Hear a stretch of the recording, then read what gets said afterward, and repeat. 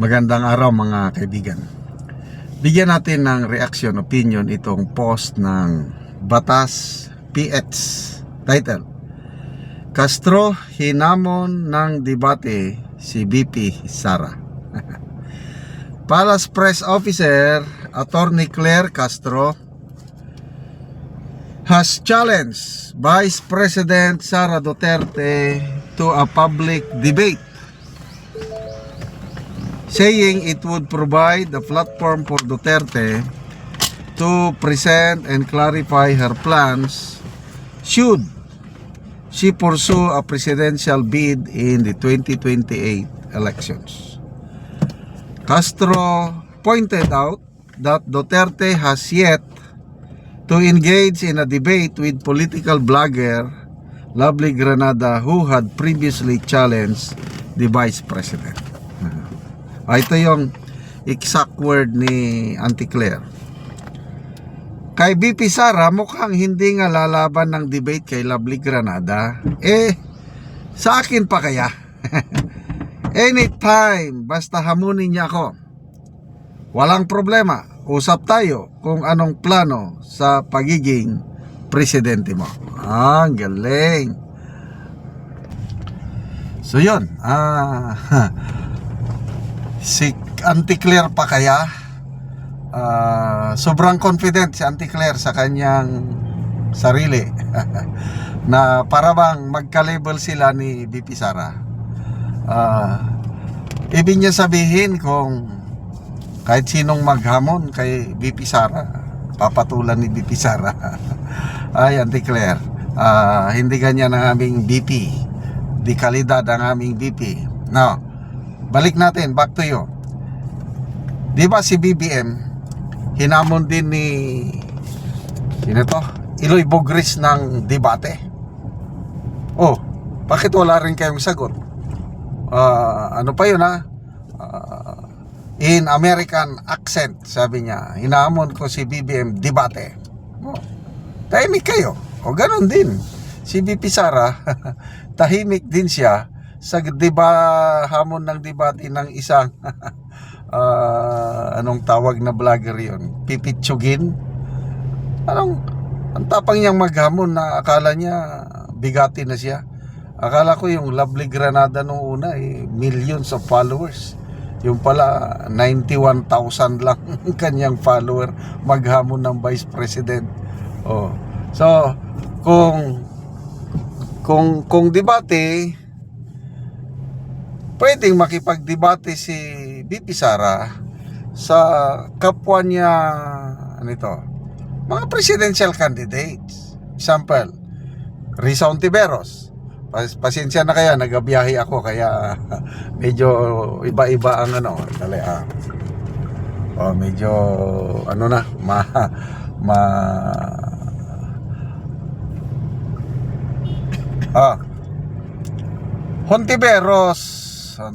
Hontiveros, Sara Duterte, pwedeng debate yan para magkalaman ng platform. Sino ka man naman, Auntie Claire, na makipagdebate kay VP Sara na wala ka namang alam sa governance? Ano bang pasensya na kayo, yan ganyan. Ano bang experience ni Auntie Claire sa governance? Nagbarangay captain ba yan?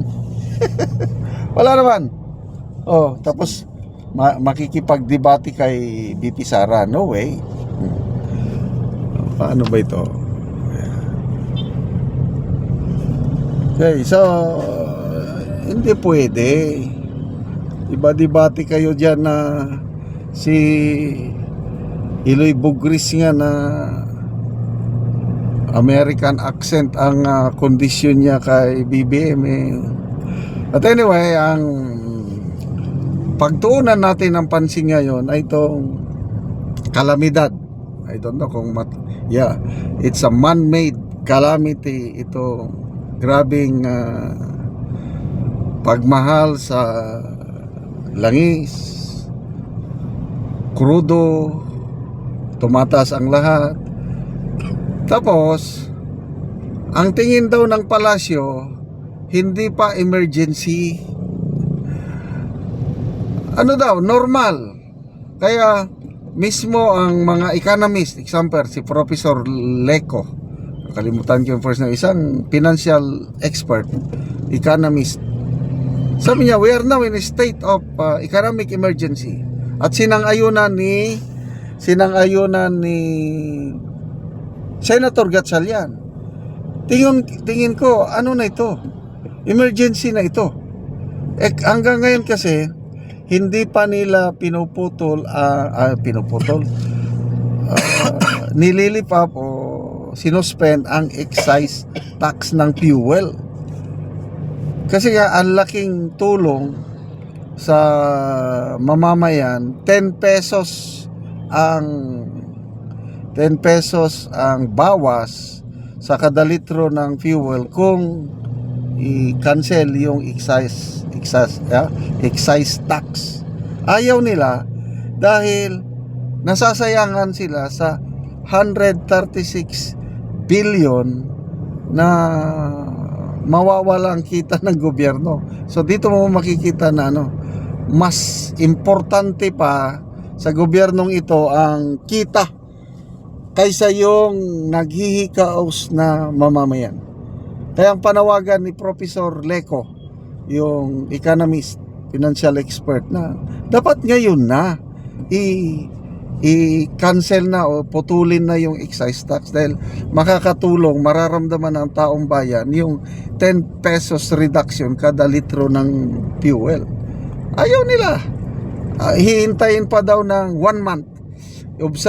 Obserbahan pa daw nila, may threshold sila na dapat daw $80 per barrel ang presyo ng fuel for a period of 1 month. Saka yun na, emergency na, yun na, pwede nang i-cut off yung i-stop yung yung excise tax. So mas importante sa kanila ang income ng gobyerno, 136 billion. Okay lang sana kung gagamitin yun sa public services. Papaano kung maleta na naman? Yun ang masama. Kaya mga kaibigan, salamat sa inyong pagsubaybay sa ating channel. Nakakatulong kayo ng malaki sa tribong Talandig ng Bukidnon dahil ang income natin sa channel na ito is pantulong po sa tribo. Namimigay tayo ng libreng yero at pako para makapagpatayo naman sila ng mas maayos na tirahan. Panoorin nyo ang video na ito. Karon mo na ni kadako sa buslot sa atop sa natabangan na mo og yero. So kuha na gid kayo mga dagko na gid og buslot. So malumpag na gid siya tungod kay sige naman og kaulan. So mao na ni ang ilang pagpuyo, ilang kain.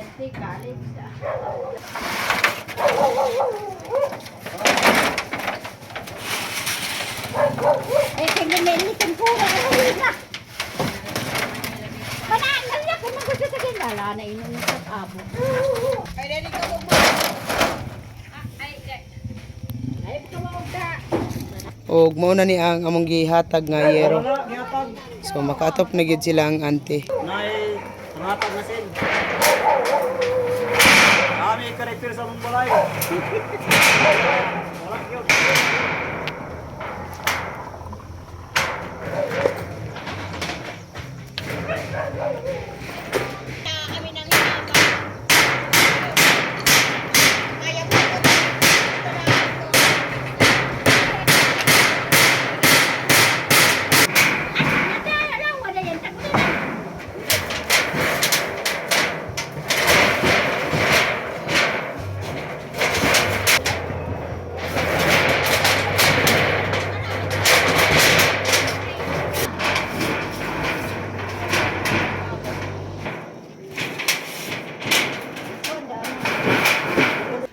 Og karon human na gid sa pag-atop ang among ginahatag nga yero.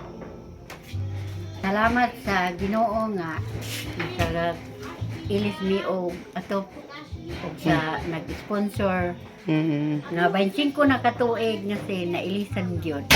So bansing ko nakatuig ante inyong atop. Oh, 25 na katuig kaya pa na. So nga naman ante sa bansing ko nakatuig wala mo nakapalit og yero nga inyong ikapuli. tungod daghan ang akong mga estudyante nga akong gisuportahan. O unsa na yung mga grade ante sa inyong estudyante? first year college, dayon graduating ka sa grade Oh. 12, grade 10, Oh. grade 6, grade dayon preschool. So dagan imong estudyante. Oh, So dito ra gid imong kwarta. dito ra gyud ang akong kwarta paingon sa akong mga estudyante. So salamat kayo ante. Pasalamat sa